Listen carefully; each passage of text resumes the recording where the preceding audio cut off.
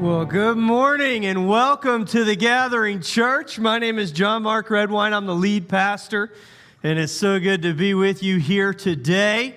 I have been home with influenza type B all week and just couldn't wait to get around some people this morning. Wanted to share what I have with you. What I have prepared with you and see what we can't do together. And so I've been in isolation. I've been feeling fine for the last at least 24 hours now, but I'm just feeling a little tired. So I'm going to sit down and talk to you a little bit this morning and share this message. And hey, baby girl, my Eleanor's in here, and I saw her. I hadn't seen her yet this morning. But before I do, if you have joined us for 21 days of prayer, we are in day 22 of 21 days of prayer today.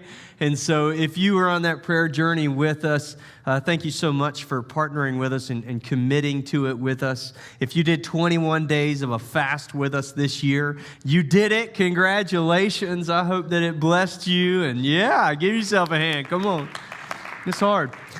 I hope that it has blessed you and that you really feel like it has set you in the right start, on the right path for this year. I just really believe that when we honor God with the first of everything, including the first part of our year, that He blesses that. And so I've been praying blessings over you all week from my bed under my covers, and I hope that has been great for you. Here's what I would encourage you.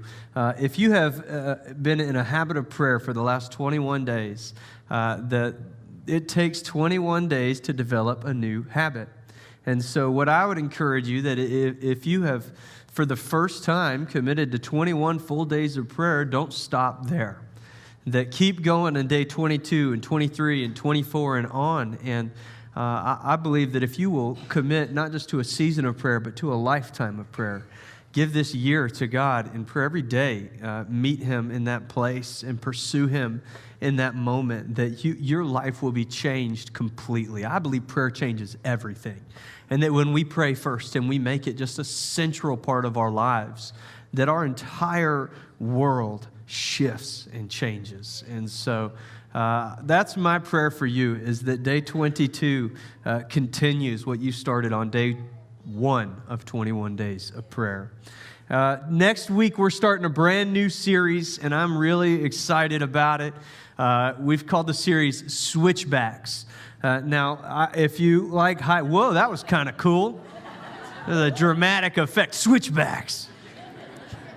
We have had all kinds of technical issues this morning. Our first service did not even have a screen in it. And in 4 years as a church, that was only the second service in the history of our church where we didn't have a screen that worked, which is amazing considering we are portable and volunteer run, and everybody has so many different things to do and so many moving parts that have to work for Sunday morning to operate the way that we intend for it to.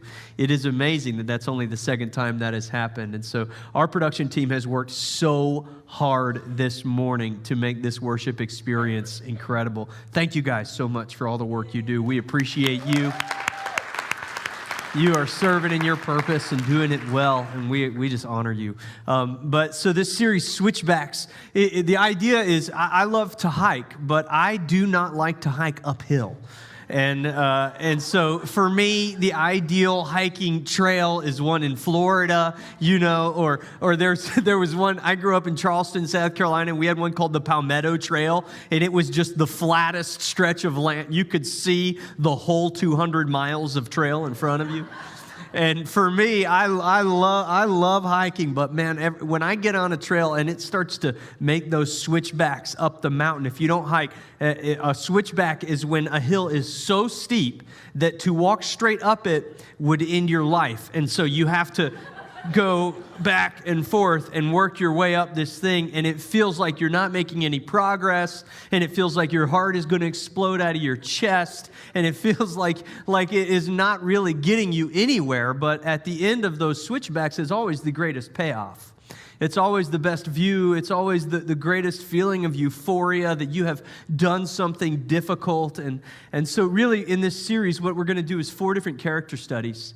And we're going to look at these people that the Bible shows us who had lives that felt like a series of switchbacks and sometimes even setbacks. But in reality, God had a story that he wanted to tell. And so our goal in this upcoming series is to encourage you and to offer hope to you that if your life feels like you're constantly in switchbacks, you're not alone, and there is a bigger story at hand. And so we're very excited about this series. I hope you'll come back and join us for that. But today, we're finishing up our series called It's Time.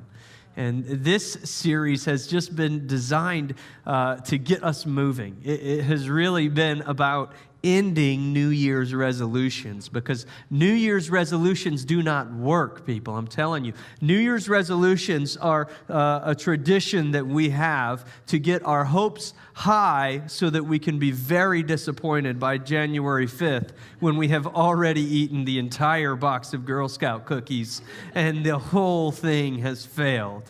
I think a lot of times we have these high hopes and ambitions for the way that we want our life to go in a new year and the changes that we want to make and the differences that we want to see. But often those expectations, those hopes, those changes that we want to make, they fall short because we continue doing the same things that we've always done. And so this series, our goal has really just been to give a little beep beep, hey, the light is green, it's time, the time is now to make the changes and to begin to live the life that we were created to live. And so we've talked about the idea as a whole, and we talked about how it's time this year to choose joy, that this is going to be a year of joy for us, no matter what our circumstances are. Last week, we talked about how it's time to surrender everything that we are to the one who made us and to pursue him in a brand new way. And today, I really want to just kind of pick up where I left off last week and talk about how if we are going to make those changes and if we're going to succeed in living the life that I believe we were created to live, that we're going to need each other. And so I've titled this message, It's Time for a Group Project, because I want to talk about a group project this morning. I believe that finding freedom, discovering your purpose and making a difference in that purpose, living the life you were made to live, is not an individual assignment, it is a group project. God has a purpose for your life. He has a dream for you. You are gifted and created exactly the way that you are, on purpose, for a purpose. But I believe that your purpose connects to the larger purpose of the Big C church. In Romans chapter 12, verses 4 and 5, it says, "For as in one body we have many members, and the members do not all have the same function, so we, though many, are one body in Christ, and individually members one of another." Over and over, Paul paints this picture about how, as the church, we depend on one another. We need each other. We are all like a body with different designs, different purposes, different gifts designed to work together for the same purpose. In our good days and our bad days, we are designed to go through life together. And as we pursue freedom and as we pursue purpose and all of it, we were designed to do so together. As Robbie quoted in the first week, if you want to go fast, go alone. But if you want to go far, go together. And so I want to talk about together today. In Hebrews chapter 10, verse 23 through 25, it says this: "Let us hold unswervingly to the hope we profess, for he who promised is faithful. And let us consider how we may spur one another on towards love and good deeds, not giving up meeting together, as some are in the habit of doing, but encouraging one another.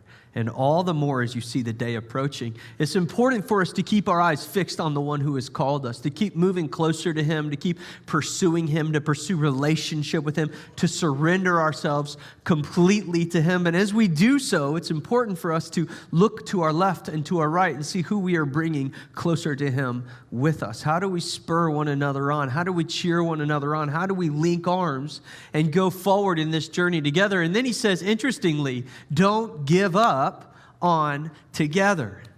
And I think it's interesting that the author says, don't give up on together the way that he says it. Because I believe that even then, even in the first century of the church, without all the history, without all the baggage that has come over the last 2,000 years, even in those first moments, people were learning that people are imperfect. And as imperfect people trying to move towards this same goal together, sometimes it can be challenging to choose together. But don't give up on meeting together, as some others have done. Encourage one another, all the more as you see the day approaching. I believe that doing life in community is what we were made for, but it is not always easy. I know that it can be hard sometimes, and that's why we settle for counterfeit community or for community like social media, things that give us an impression of community but are not community. It's why we pour ourselves into work and we think of our coworkers as our community. It's why we do things like rely on our spouse to be all of our community and put too much pressure on our relationships, because we know we were made to move through life together. We need each other. And so here's what I know about together, a couple things. First, I believe together is God's plan. In Ecclesiastes, the verse we ended on last week says this: 2 people are better off than one, for they can help each other succeed. If one person falls, the other can reach out and help. But someone who falls alone is in real trouble. Over and over and over again, the Bible paints this picture of how much we need each other. In the very beginning, in Genesis, it says, it is not good for man to be alone. We see over and over stories of people needing community. Moses is called to lead the Israelites out of slavery, and he says, how am I going to do this alone? I don't have the skill set. I can't do it. And God says, I'm sending someone to meet you. Over and over, we see stories of people in community accomplishing the dreams that God has for them. When Paul talks about the church, throughout his letters, he refers to this image of a body with Christ as the head and all of us serving the roles and functions like body parts do. Over and over again, God's word emphasizes that we were made to be going through life together in community, united with one another. It's true. And most of us, if we're honest with ourselves, we know that it's true. We can feel this need for community. There's a gap that we feel inside of us. It's why we go searching to fill that relational hole in so many different ways. For many people, it's what gets us into church in the first place. It's a desire for community, to be around other people. Many of us know that this is something we need, but we struggle with it because we hit some roadblocks along the way. And we do this because together isn't always easy. Together is not always easy. Isn't that true? It can be messy. Together can be messy. Community is messy because combining our gifts and combining our purposes and our dreams also means combining our brokenness. Maybe you have a story of being hurt in community. Maybe you've got a story of being hurt at church. You let people in and you got vulnerable, and then people let you down. Maybe you trusted someone and then they broke that trust. Maybe you thought you were safe and then the bottom fell out. Maybe that's why the writer of Hebrews had to say, don't give up on meeting together as some others are doing. It is easy to give up on together. Honestly, it only takes one bad experience to make us want to throw our hands up and say, I've tried this, it didn't work for me. It's not worth it. Those people are not worth it. Maybe you've walked through it more than once, and maybe you're burned out on Together. People are not perfect, and we are not perfect. And as long as that is true, we will be the flaw in community. But I believe that the good outweighs the bad, and that the gifts that we combine together are worth the brokenness that we also bring together. I know that people will let you down, but I also believe that people will amaze you if you give them the opportunity to. Sometimes I think the devil really likes to amplify this kind of hurt, the kind of hurt we experience at church or the kind of hurt we experience in community. I think he likes to really put his fingers in it and make it hurt more than regular hurts. When we're vulnerable, I believe when we're hurt from being vulnerable, from a place of vulnerability, it's a deeper kind of wound. And I believe that's our enemy at work. Because Peter says in 1 Peter 5:8, be alert and of sober mind. Your enemy, the devil, prowls around like a roaring lion looking for someone to devour. And I think the devil likes to make us want to withdraw when life becomes hard because there's nothing he wants more than to see us isolated. Because he knows that when we're isolated, we struggle to find freedom. He knows that when we're alone, our gifts aren't as effective. And he knows that when we're alone, he can disconnect us from our purpose. And he knows that when we're alone, we're not as much of a threat. I watched the Discovery Channel series Planet Earth, and I watched it with my daughter when she was 2, which traumatized her a little bit, to be honest. There was this one horrible scene of a killer whale attacking a baby whale, and it will never be forgotten in our household. But I will never forget the scene on the African savannah. Have you seen it? It's a beautiful series. Here's what I learned about zebras when I was other than that they must taste delicious. Here's what I learned about zebras when I was watching that series. Zebras, when they're together, their stripes make a confusion for the lions that are hunting them. They can't tell them apart from one another. They can't really see them. The camouflage only works when they're all together. When they're together, they are almost invulnerable to the enemy that prowls around to devour them. So what the lions will do, they hunt in a pack, and what they will do is one of them will find one that is a little bit weaker, a little bit slower than the others, and they'll start to separate them from their herd. They'll come in between them. They'll move them away. They'll get them out on their own. And once that zebra is on its own, it's lunchtime. See, I think Peter didn't make a mistake, or it wasn't just hyperbole, or it wasn't some sensational idea when he uses a lion as his way of describing the devil. Because I believe that Peter understood how lions worked. They operate best in isolation. And Peter understood this because Peter had experienced it. The night that Jesus was arrested, the enemy put a wedge between all the disciples. They scattered. They ran. They were alone. And it was there when he was alone that Peter was the most vulnerable. It was there when he was alone that he had the worst night of his life. He denied the one that he loved with all of his heart. He turned his back on his Savior, something that he would struggle with, that he would have guilt from, that he would feel so hurt by. Happened while he was isolated. When Peter wrote this, I'm certain that was on his mind. I know that community can be hard, and that recovering from the wounds that happen in community can be difficult. And I'm not saying we should just overlook it, but I am saying that we shouldn't give up on it. Do not give up on meeting together as some have, because I believe it is worth it. I believe that when we are together in community, we're safer, we're stronger, and we have a greater chance at finding freedom than we have in any other circumstance. And because of all of that, because it's so hard, together takes a choice. It takes a choice. I believe it's time for us to choose community. Let us consider how we may spur one another on toward love and good deeds, not giving up meeting together as some are in the habit of doing, but encouraging one another, and all the more as you see the day approaching. I think we need to make a plan and put some thought into it and not give up, and we need to choose together, make the choice to pursue community. Life groups, sign-ups start today.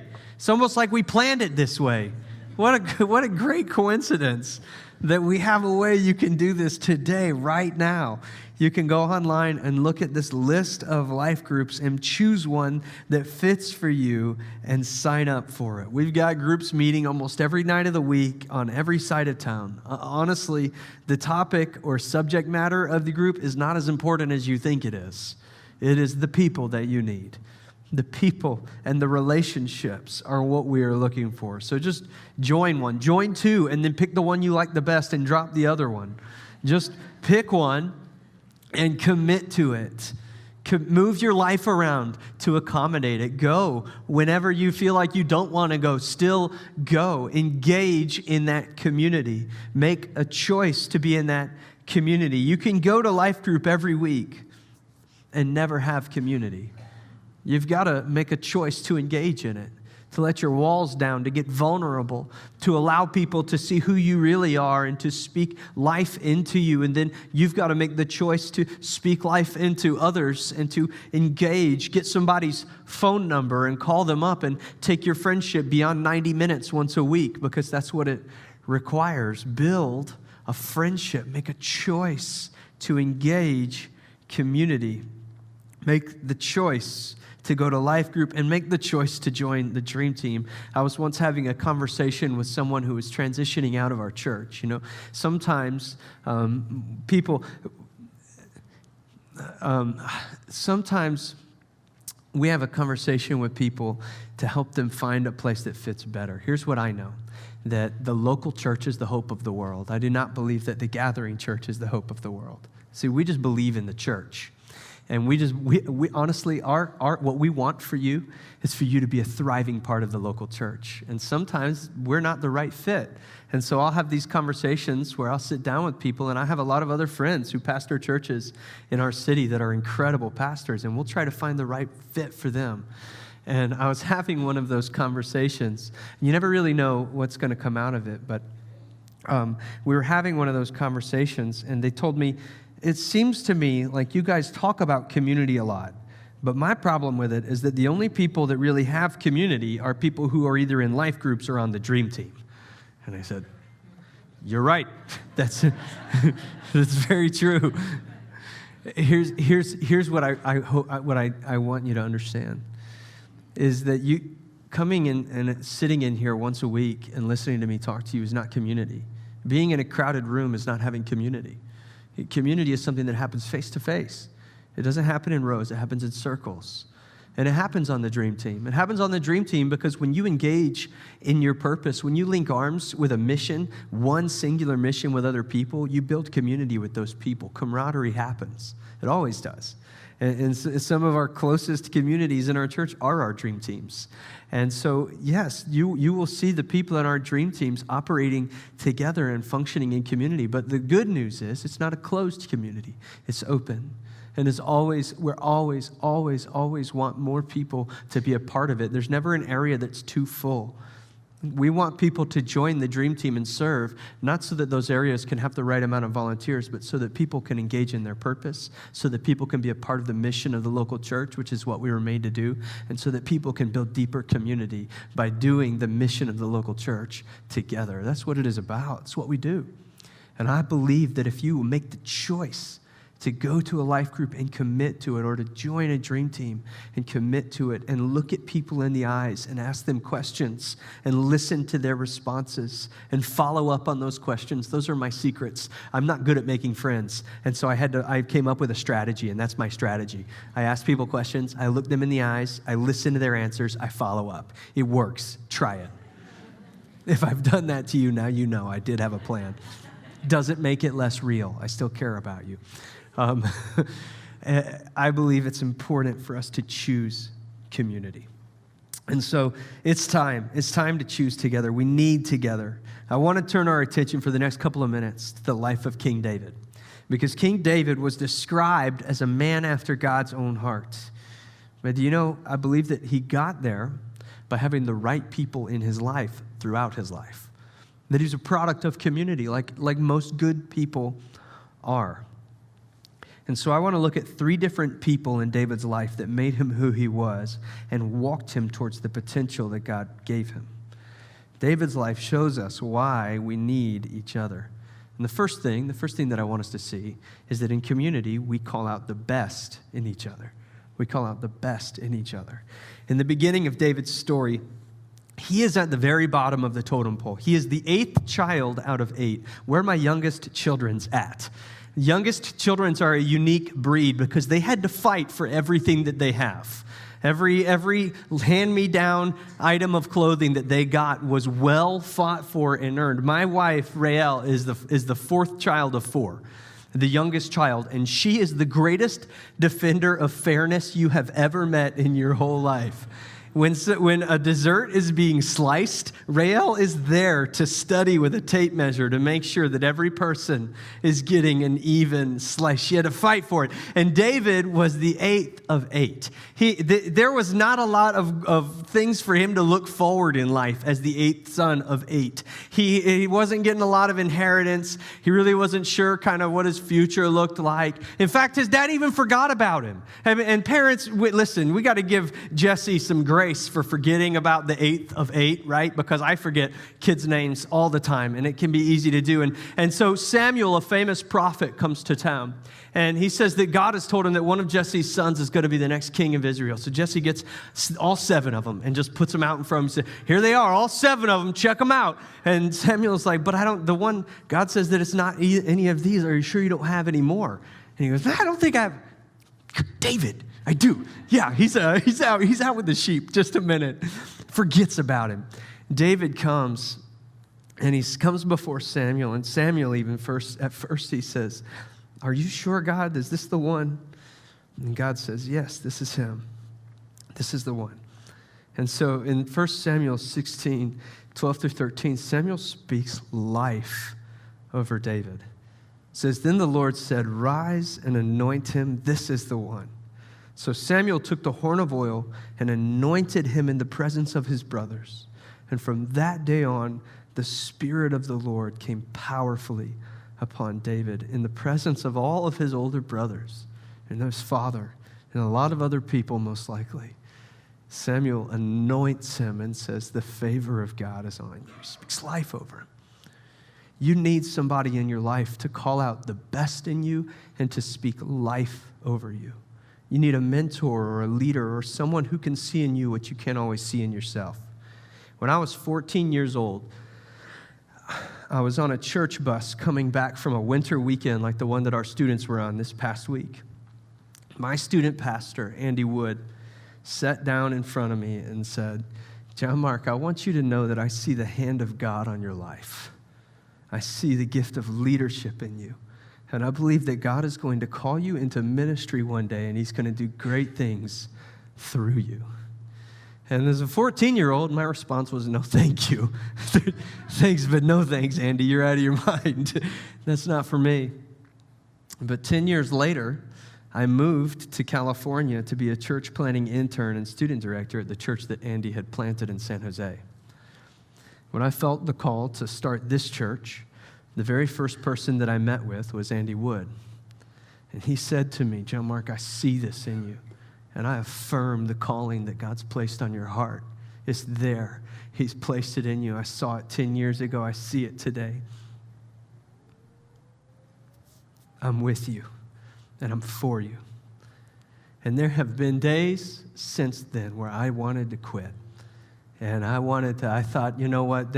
I called him and said, man, let me come work for you. That seemed like a better fit for me than this. Or, you know what? I think I'm going to buy a boat. I'm going to be a fishing guide. And he would say, John Mark, you didn't ever catch any fish when you're fishing on your own. And say, don't bother me with the details right now. I have a plan coming together. And he always picks up the phone. And he always says, no, John Mark, you're anointed. You're called. I see what God is doing in your life. I see what he's done in you and through you. You're right where you're supposed to be. Don't give up. Keep moving forward. I believe in you. And you just need someone in your life to speak that into you. You need somebody to be able to see in you what you cannot see in yourself. You need somebody to call gifts out in you that you don't know that you have. You need somebody to develop them, to anoint you, to speak life into you. One of the best things that real community can offer you is mentors and leaders, teachers and pastors and people who will speak into you. We need these kind of people in our lives. We need each other, whether it's a small group leader or a dream team leader or a pastor or a mentor or a close friend. You need someone who is where you want to be so that you can ask them to help you get there as well and let them call things out in you that you can't always see in yourself. Next, I think we need together because we call out to God for each other. David became a man after God's own heart because he had people helping him get there.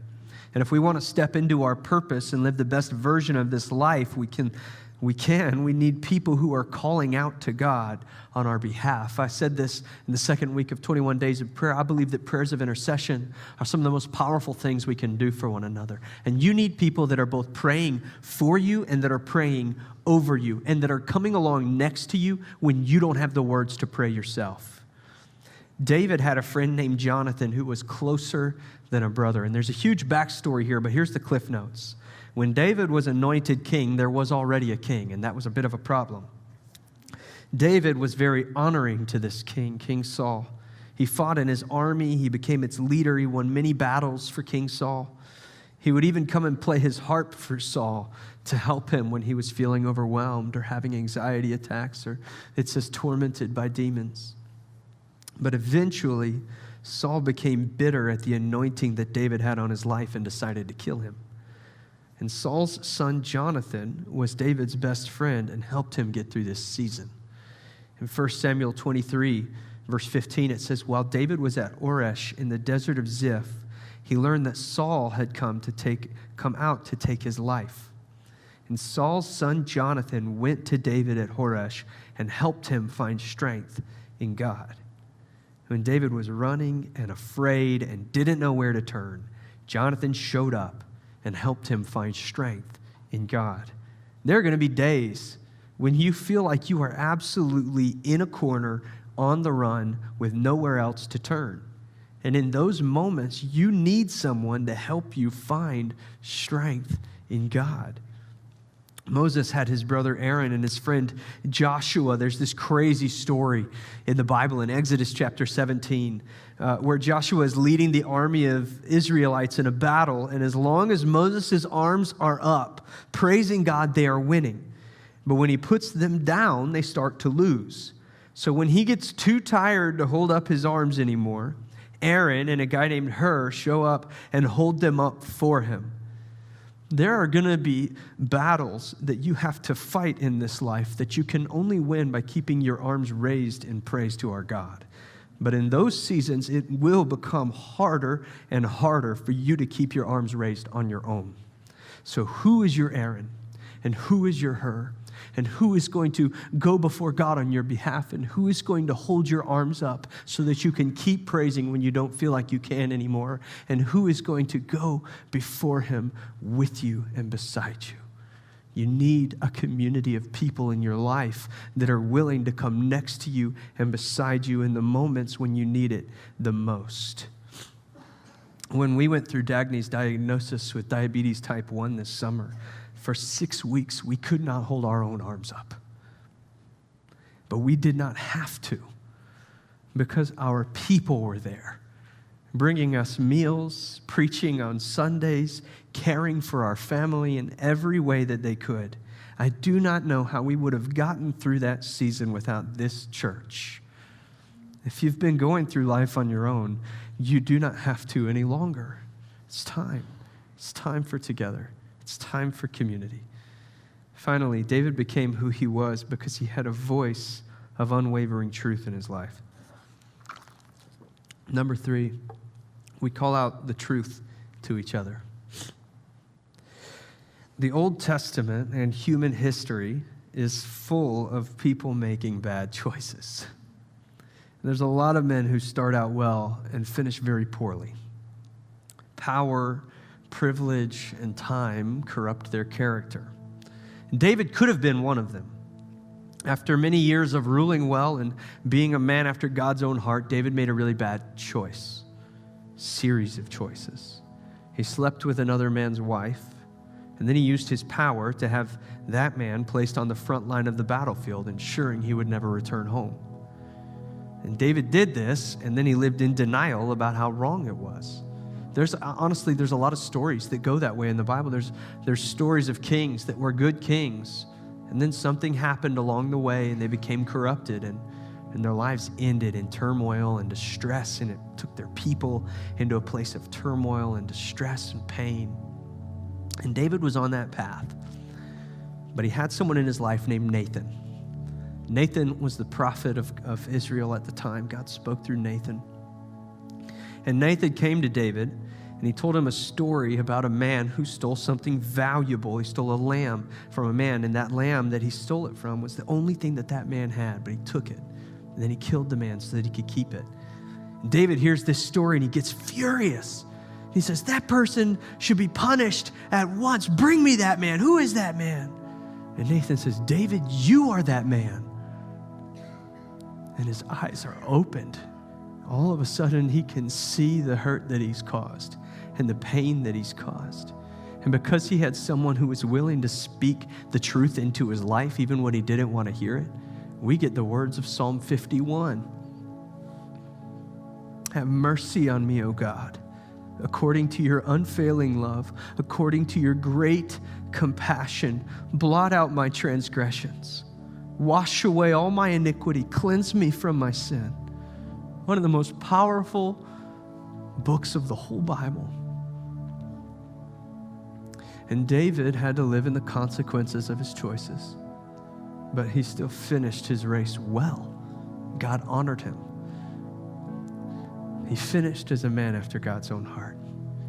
God took the product of that affair, Solomon, and made him king and gave him wisdom and allowed Solomon to build the temple of God where people would worship for centuries to come. We need people in our lives who are able to help us see the truth when we are blind to it. I think this is why a lot of us turn from community. We turn from community because when we are blind to the truth, it is difficult to have someone come and start to peel back the scales. It makes us respond in anger and it makes us close off. But there is nothing we need more. We can finish our lives well even if they haven't gone the right way. Even if you started well and you made a wrong turn somewhere. If you have a good community around you, the right kind of people that you are vulnerable with, that you allow to speak into your life, then there is hope for your future. Then God can do new things with your tomorrows. He can give you a better ending, a better story. But we've got to do it together. It's time, church. It's time for us to change. It's time for surrender. It's time for joy. It's time to let God do the things He's always wanted to do in your life. It's time to pursue the purpose that has scared you for so long. It's time to accept that God has created you because He has a dream for you. It's time to start to move towards that dream, but it is time to do it together. Together. We need one another. This is what we were made for. It was the plan Jesus had. He took 12 men who were just wildly different. In the same group of 12, he had a guy who worked for the Roman government and he had a terrorist against the Roman government in the same group. And he showed them how their gifts complemented one another and how they could work with one another and grow from one another, and the way that the church would function out of that. And that's how the church started. It was always His plan. Him at the top and all of us working together underneath Him. The church is not about a pastor. It's not about a worship team. The church is what happens when we all accept that together we can bring hope to a world that is lost without it. We were made for this, church. We need each other. And so it's time to stop keeping people at arm's distance. It's time to stop avoiding the hard conversations. It's time to stop going into a community and standing there and keeping yourself protected. It's time to stop avoiding the heartache that comes with community. There will be heartache. People will let you down. You will experience brokenness, but you will also experience gifting, and you will experience purpose and promise and blessing and joy and fulfillment. It all exists together right now. One day, all the bad stuff will fade away. It'll disappear. It'll be gone. But for now, today, it is worth it because we were made for this. And together, there is so much ground we can take. It's time for us to take it, to step into it, and to do it. And so if you're here this morning and you've ever been in high school and you know the feeling when the teacher hands you an assignment and it's overwhelming, it's beyond your depth, it's going to take way too much time, and then they say those magical words, "This will be a group project."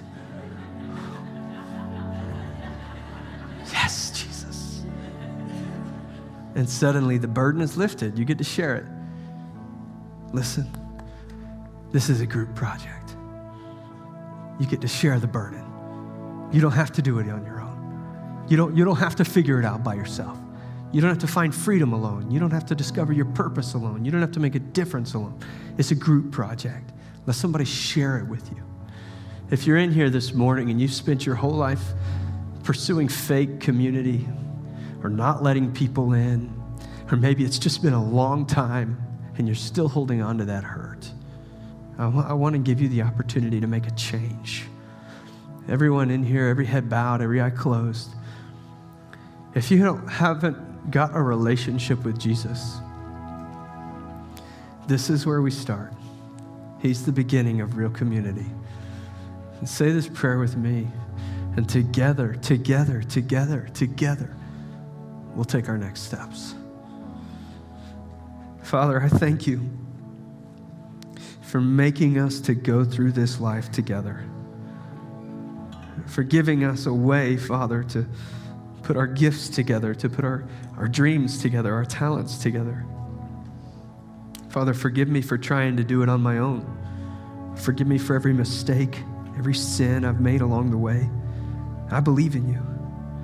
I believe that you have a dream for me, and I want your purpose for my life. And so I give my whole life to you. Everything that I am, I commit it to you today. In Jesus' name, amen.